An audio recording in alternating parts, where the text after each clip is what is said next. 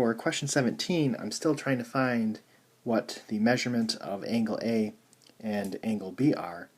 However, the shape in this question is not a regular polygon, so not all the angles are the same on the inside of the polygon.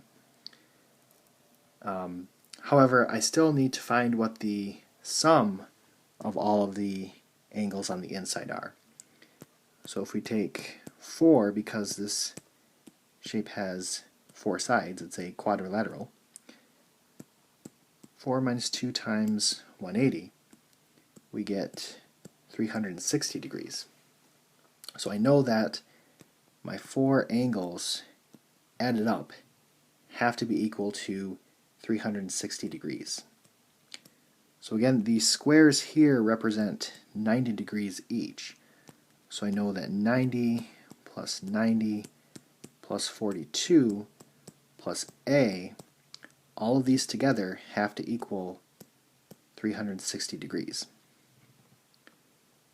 So if I add up 90 plus 90 plus 42, that's 222 plus A is 360. And then if I subtract 222 from 360, we find that A is equal to 138 degrees. So this is 138 degrees.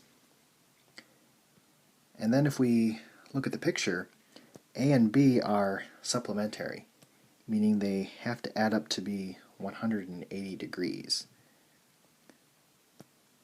So if you want to just draw that part of the picture, you can. You don't have to. So I know that they are supplementary.